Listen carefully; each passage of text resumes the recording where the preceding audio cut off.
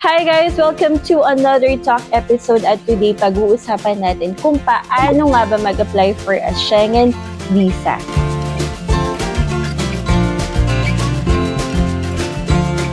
So guys, before ako magsimula, disclaimer lang, I'm not in any way expert in visa application. I-share ko lang po yung naging proseso ng aming application. So nag-prepare ako ng kodigo today to make sure na masabi ko lahat ng important details. So tara, simulan na natin. So your first step is to decide on your travel date. You can apply as early as 6 months up to not later than 15 days before your intended travel. So, syempre, you have to consider pa rin yung processing time. Of course, the earlier the better kasi pag mas maaga, mas may chance kang makakuha ng murang ticket at accommodation. Then, your next step would be to identify the country kung saan ka mag-stay ng pinakamatagal. So, for example, mag-stay ka in Switzerland for 8 days, France 5 days, Italy 3 days, you will be applying via Switzerland. Now, kung pare-parehas yon, like 5 days each country kang magstay sa mga yon, you will have to choose your point of entry. In our case, our point of entry is Switzerland, kaya kay Switzerland kami nag-apply. Then, you have to identify your visa type. In our case, we have the option to choose from the tourist visa or the visitor's visa, but we opted to apply for tourist visa. Bakit? Una, of course, with visitor's visa, you will have to submit some of the requirements from your relatives residing in that country na pag-a-applyan mo. Siyempre, maaabala pa sila. And at the same time, we also heard stories na hindi naging ganun kaganda yung kanilang experience with applying for visitor's visa. Next, pag na-identify mo na yon, you then have to check the requirements. So, bakit requirements before booking the appointment? Because merong mga requirements na hindi agad andyan. So, minsan matagal silang i-secure like the COE or maybe ITR, mahirap kunin for you. So, better to check the requirements first. You just have to search for BFS Global Switzerland, Manila.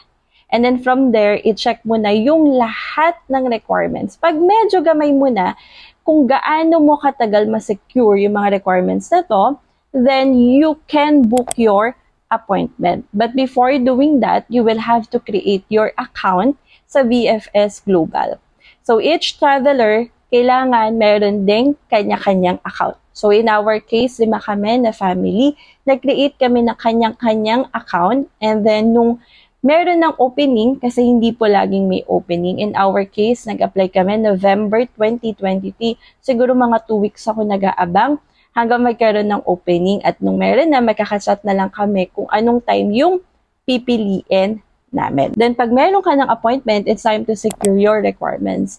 At iisa-isahin natin siya dahil alam ko kung gaano ka-overwhelming for a first-time applicant ang mag-prepare ng requirements. So, first is yung application form. Pwede po itong i-type sa laptop, iPad, computer, or whatever. Kung ano man po yung gamit nyo. And we just use Adobe Acrobat para hindi po bura ng bura. So, before namin print, make sure muna namin na kompleto na yung mga details. And then, dun sa signature, wet signature yung ginawa namin.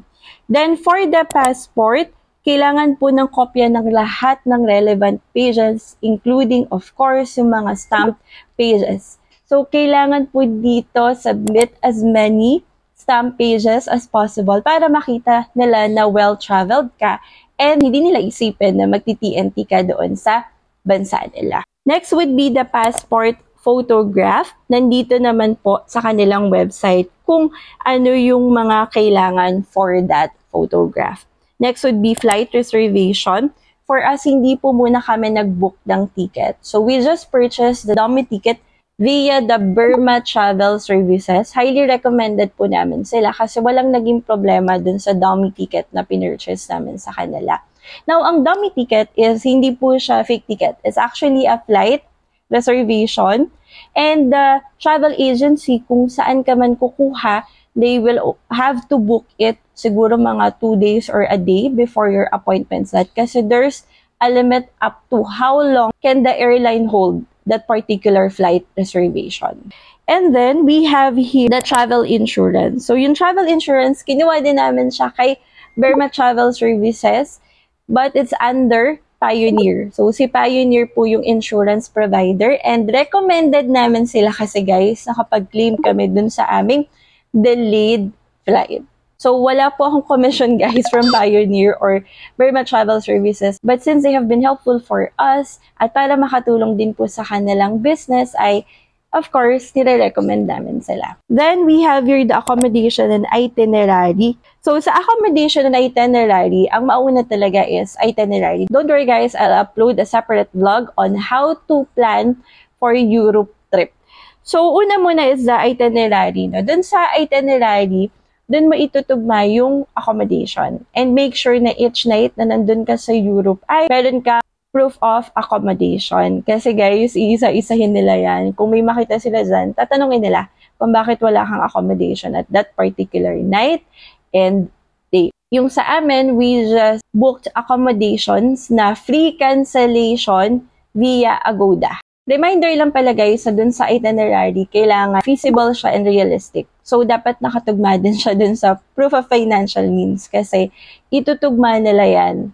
So, hindi siya kailangan super bongga, lalo na kung hindi naman ganun kalaki yung nasa bank statement mo.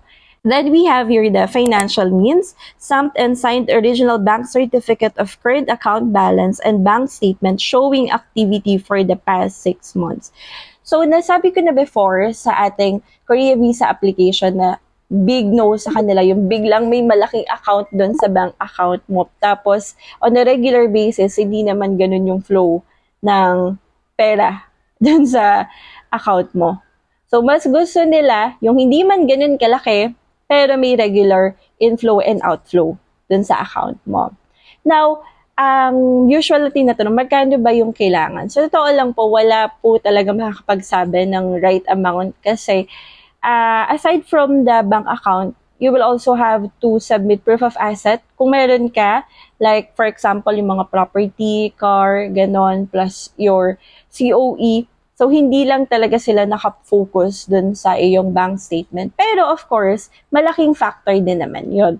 I would suggest, of course, 6 digits, but may nakita akong vlog na parang 80,000 lang yung kanyang laman ng bank statement niya, pero na-approve siya. So, I guess, depende talaga dun sa activity dun sa bank account nyo. Yung bank statement, kinuha namin siya mga a week before our appointment para medyo fresh pa yung makikita nila dun.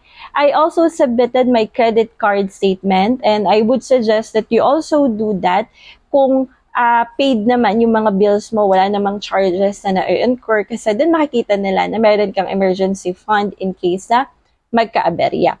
You may also submit other certificates of investment like mutual fund, VUL, stock certificate, or any other proof. We also have your transfer certificate of title. So, pwedeng-pwede mong isubmit yon along with your proof of ownership. For example, if you have car, better to submit that. So, the more, the merrier, the more, the better. If employed naman, nakalagay here, company letter from your employer on proper letterhead and original with contact details. So, kailangan duly stamped pa siya and with the name and position of the signatory. Yung COE na kinuha namin, meron siyang wet signature. Then, we also have here ITR, but for self-employed and or company owner, hindi ako masyadong expert for this one kasi kailangan pa dito ng DTI and SEC. Pero under this, pwede ka rin namang mag-submit ng ITR and business financial statement. If you're a student, nakalagay dito, Certificate of Enrollment and LOA for travel and copy of student ID. In my case, ang sinubmit ko na lang is yung student ID dahil postgrad student. Ako, for me kasi nakakadagdag din siya na meron akong proof of ties, babalik pa rin ako ng Pilipinas kasi tatapusin ko yung pag-aaral ko. So, kung ikaw rin ay student pa, pwede mo rin isubmit yung iyong student ID. If married naman, you can submit marriage certificate and birth certificate of children. Kasama ito sa mga proof of ties sa babalikan mo sa Pilipinas. And yung last na dito ay yung visa fee. For the visa fee, gumastos kami ng around 6,000 pesos. Yung dummy ticket namin is 1,000 pesos. Tapos yung travel insurance namin ay 2,000 plus. So, all in all, we spent around 9,800 plus. So, kulang-kulang 10,000 for all of those. So, other tips lang is, first, you have to be early. Be there before your appointment time. Kasi meron kaming nakasabay doon, family sila.